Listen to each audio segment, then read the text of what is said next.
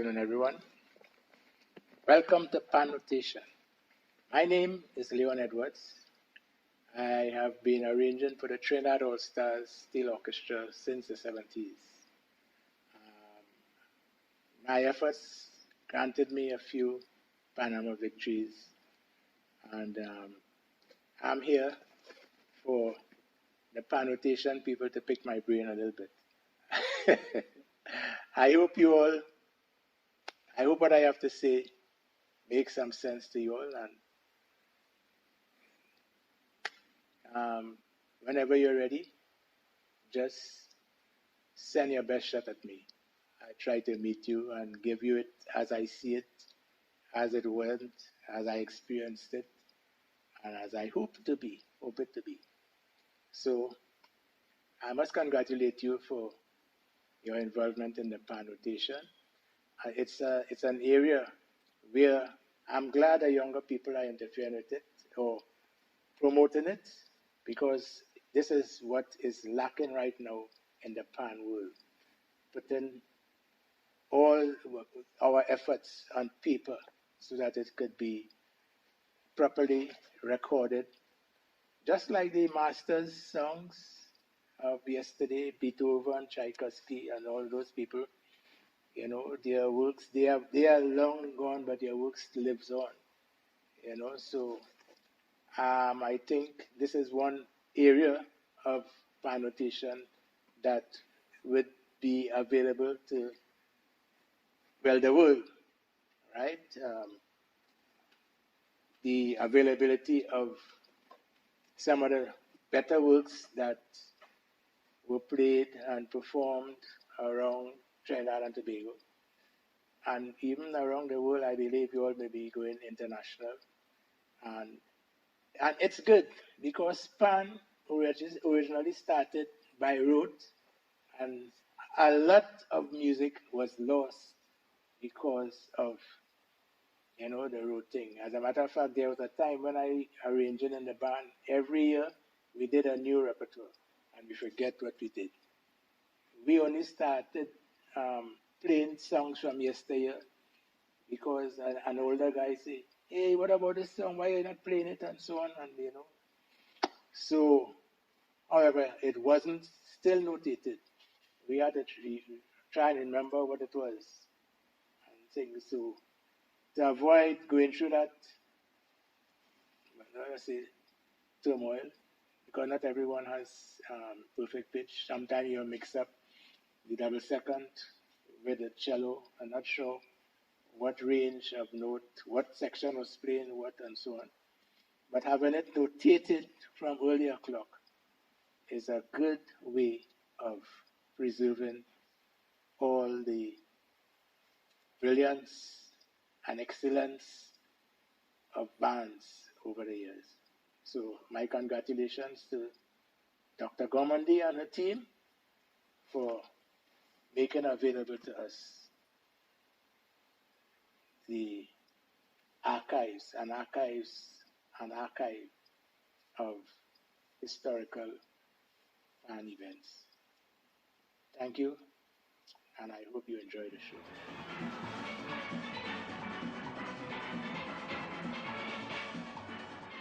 Well, first of all, it was a tune that was not normally played in Panama. In those days, it was either kitsch or sparrow. And this grunter came with an infectious tune that I arranged it for the band for parties, right? And having just relocated from St. Vincent Street, the industrial area where we were for the past 10 years or so, we came up to the residential area of Duke and George Street with a whole cadre of available players, mostly school children from Southeast Port of Spain, Belmont Intermediate, residents from George, Nelson, Mangaros, you know. So our band in 1980 was much different to the one that we had in 1979 when we were down in St. Vincent Street, the industrial area, the old bus terminus. And those new members were not as disciplined as we would have liked. For example, if I had said what I said to them, we're not going with this tune, this is a party tune, the older members would have adhered to that instruction. But the newer members, while that tune is playing, the sweating and the whining and the carrying on and so on and on, I had to stop the band. Well, first of all, I must let you know this. 1980 was the year steel bands started getting a lot of fets. So we had so many fets that some nights there were 2 fets for the band. And in order for the band to service 2 engagements, we had to bring in the roadside members. This will be explained to people who are not Trinidadians and maybe wondering what I mean by the roadside members. But I put a pin for that for now. So in order to get the roadside members to learn the tunes what the stage side normally used to use to learn, I made a deal with them. I said, look, there are a number of fets you all would be invited to play, but for you to play in the fets, you got to learn all these stateside songs and so on. And to compensate for your time and energy, because the roadmen were just accustomed to learning the Panama tune and the bum tune, period. Now they had to learn those 2 tunes plus about 8 other songs to play in party. So I said we would learn about 10 songs and we would have our own little Panama. By a process of elimination, we would arrive at the Panama tune. And for your involvement in playing those songs, I'd give you an opportunity to choose what tune you'd go to. I thought that was a nice little deal. Nevertheless, in going through that process, I realized when Woman on the Bass played, the yard was on fire. It lit up, those youths. So I stopped the band on 2 occasions and had a nice little lecture. I said, all right, guys, the norm is you play either Kitsch or Panama or Sparrow. No one ever won the Panama besides Kitsch or Sparrow. Get that? Yeah. So this would not be in the Panama. It would be the other 9 songs or so. But the dancing increased. Those youths, nevertheless, when it reached down to, as we went along, we eliminated certain tunes. It reached down to about 3 tunes. Stop the band again. I said, remember, the tune we are going to choose is either this Kitchener tune or this Sparrow tune. This is a party tune. This is out of this contest. And so I'm going to count 4, and you all choose. Bang, bang, bang, bang. You hear a little rumble first because the older guys listen to what I said, but the younger guys play with the Woman on the Bass. And the little rumble, next thing you know, you hear Woman on the Bass play. And I remember leaving the pan that evening to go home. I normally take home a pan. In those days, I took a pan home to prepare an arrangement. And I tell myself, why did I open my big mouth? Why didn't I choose my tune as I'm accustomed to choosing my tune? And the rest was history,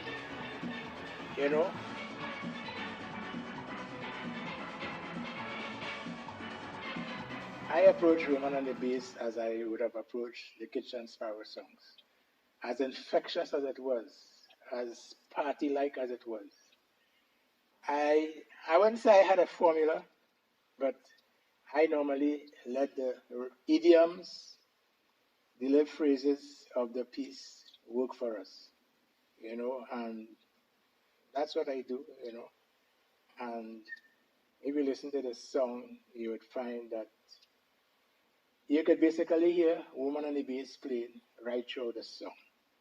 It might be a variation, it might be a re-harmonization, it might be a rephrasing, but enough so that you could, enough so that the judges wouldn't say, well, you're straight. We lost you. We didn't have a clue what you were playing there. You know, I try to let the the arrangement be relevant to the song. You know, so that um, I don't want it to be said that arrangement you could have taken it and put it into any tune because it really isn't relating to anything. It's just a piece of just a whatever you want.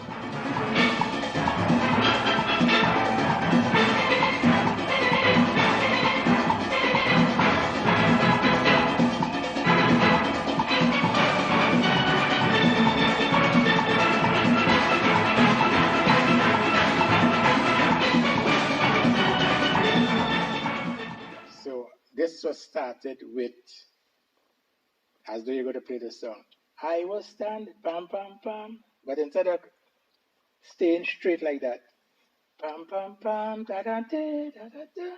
So by the starting, you know it's the verse you're playing, right? And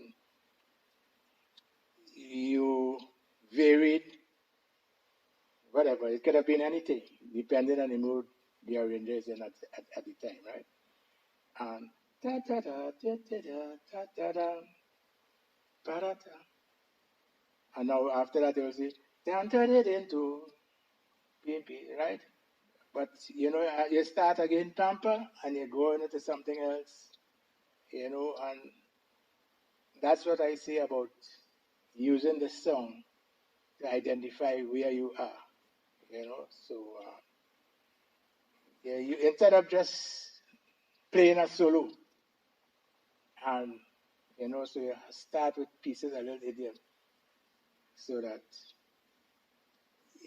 everybody could follow. All right, so he's soloing on the verse.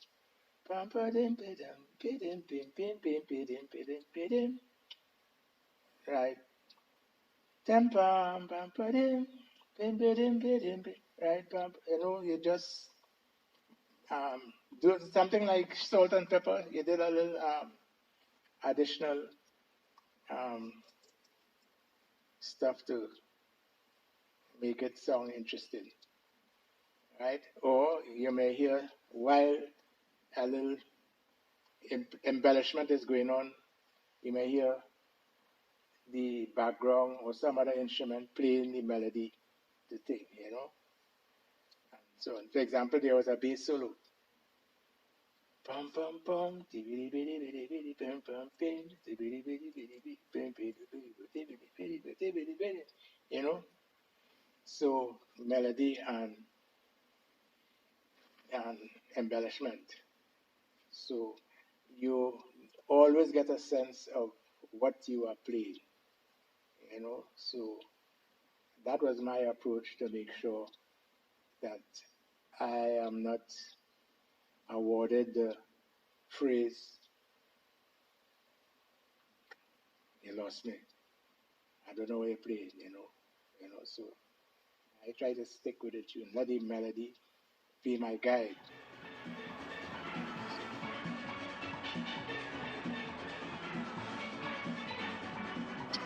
Well, you could say, um, some people call it conversation in pan, you know. Instead of melody and accompaniment, like if it's a piano player playing some chords and playing melody, you highlight instruments. So you might highlight the voice, the tenor section, probably the double second, depending on what sort of balance you're looking for. Then you have a middle section. Now there are about 7 sections in a band, but you will let each section play their own thing. That's looking for a ball of confusion. So you combine. There are times you may combine the basses with the 4-pan. So you could get depth, you could get power, and you could get clarity, right? By having the 4-pan play the bass line, so you could identify the melody won't be lost, and you still getting the power of the bass. Similarly, you may add the middles, the seconds, add it to the cellos, so that it would come out. It would be understandable. If you don't do that, you may get a comment from the judges like this. I see some action going on there, but I can't hear them. I don't understand it. You know? So you got to differentiate your sections so that everything is it. So you could play off three different ideas at the same time: the melody, counter melody, and bass going, and it's sufficient to really give you a nice balance, a nice blend, and so on. As opposed to, there were times like, for example, when you now start a range, lacking experience, it's people may want to do so. The tenors playing one thing, the double tenors playing a different thing, the seconds playing something else, the guitars, the cellos, and when you listen to it, you're confused. What's going on, right? In other words, two people may talk at the same time, and that may even be confusing. You got to know how to have the two people talking in a way that they don't contradict each other. But imagine you have 5 sections playing 5 different things. You know that's a ball of confusion. So to strive for clarity, there are times you simplify it, and in music, sometimes simpler is better than everybody playing fast or everybody running.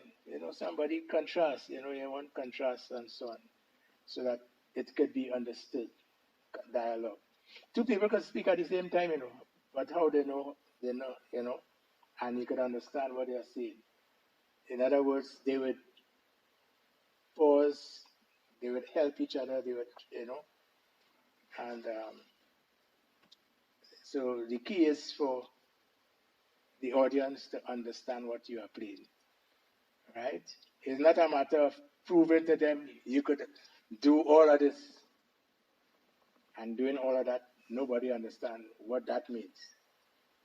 So it's a matter of being wise to the occasion. Because I just, and I don't want to knock anybody, but you may hear comments from the audience at times. This band was nice, sweet, but I don't understand what I play. Clean. No, people must understand what I play. When I play, people must react. If when I'm playing, people sit down, as though they're in Queen Soul, I feel, as in my thing. When I play, they must see that gonks in the audience. That's what I strive for. You see, Trinidadians are participating people. Trinidadians would dance to a jab jab band, just singing, give me money, jab jab, a rhythmic thing, and that's Trinidadian. So you had to know the audience you're playing to, Carnival time, people don't want to hear Mendelssohn and Tchaikovsky. That has its place, it has its time. Carnival is a time to, let out, to release, to free up from the stresses of work and whatever you were doing all year round, It's a time to take off your shirt.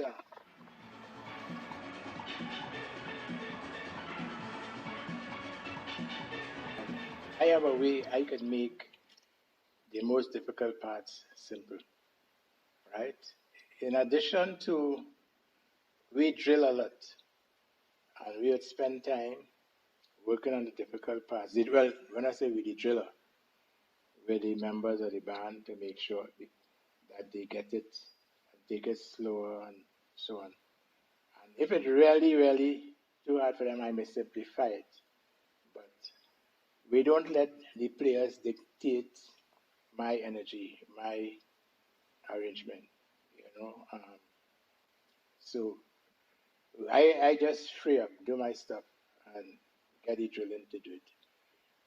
We are a band, you see, if I was drilling, I would have changed a lot of stuff, because Time I get somebody to play and 2-3 times and then I forget too hard and I change it. But in order for the arrangement to go through, that's where the driller comes in. You see, I don't think arrangers have that patience, right? But the driller has a way he could get it. If it means spending 2 hours on 8 bars, they will do it and make sure everybody have it. Of course, there comes a time when we say, all right, enough is enough. You won't be playing, and we go with who could make it, But apart from that, the skill level is secondary. There are ways of getting the members to learn it.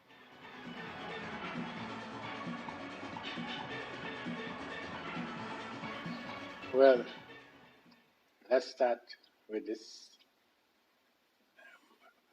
Many bands start their tune. Some of them start all in November, December.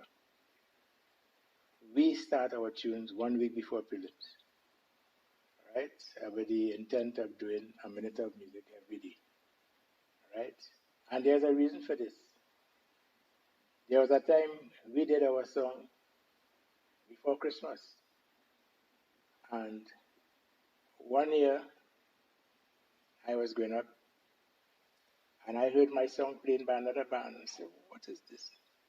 The same way, the same sort of arrangement, the same solo, the same bass solo. I said, oh, I have been for more than one band. All right. I do my tune late, and I start playing my songs later than everyone else. For more than one reason. To avoid people playing the same tune we played, I believed in those days that the Trinidadians deserve to hear a variety of songs. After what happened in 75 with Spree Simon, right? Sometimes in a Panama, you hear 5 bands playing the same song. And I say, you know what? I would listen to what everybody is playing, and I would take something that no one else is playing. So most of the times we, what they call a band that has something new, right? Sometimes we pay a price for it in the sense that the members, not everybody grasped everything at the same time. But I also knew that it would be enough to get me to the second round. And now that the second round is finished, what was done is basically a template. We have the length of the song, we have the ideas, and the more we listen to the song, the more I could discover, this could be improved, this could be made better, this could be made longer. For example, like one time the musical director said, this part, as soon as I go to get up to carry on, it stops. Tune that part too short, so things like that. So with that sort of info I got before, I will always listen to make sure I'm not shortchanging the public. They want to get up certain sections, get them to their feet, right? You don't want something to, as they're going to get up, it's finished. So you find from experience, you know what to do to keep their attention. And with that as a backdrop, I don't arrange to win Panama from prelims. There's only one time you could win Panama, and that's final night, right? So, final night, bet your bottom dollar. I am satisfied what we have, So what they have for prelim is just basically a template. It's just putting things together with the whole overall picture of avoiding playing a test piece.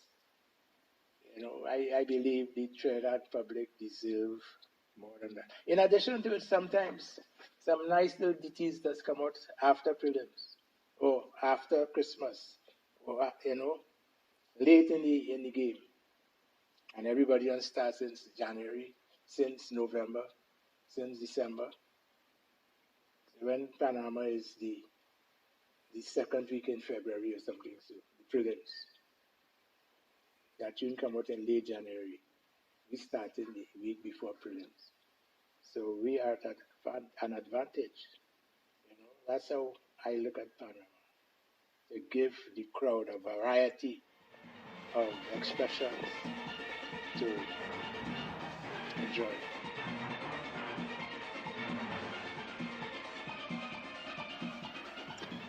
Well, right now I'm more basically preparing the third generation panis to continue the tradition. You know, there comes a time when people realize they have had enough. They got to make room for the younger folks. And if we don't reach that stage, we probably could be bordering on selfishness. You know, life is a continuation. You know, so I mean, a whole generation of music have about 9 or 10 victories. You know, somebody else get a little glory now. I am prepared to stay in the background and push someone, probably be a consultant, you know, if they want to find out, what do I think about the arrangement? I might be able to give some snippets of advice to get them, you know. So I think that may be the role for me. As a matter of fact, let's look at it this way. And I hope people don't see it as being defeatist. You got to know when to hold. You got to know when to fold. Right?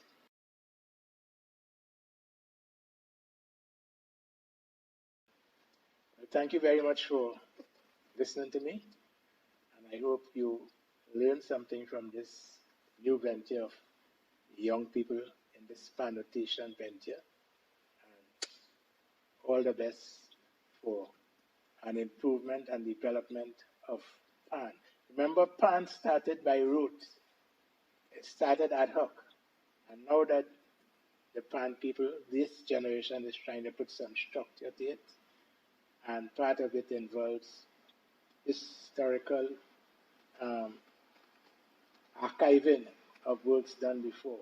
You know, so we hope it catches on, and we hope this little group will move from strength to strength. Thank you very much. Enjoy the rest of the conference.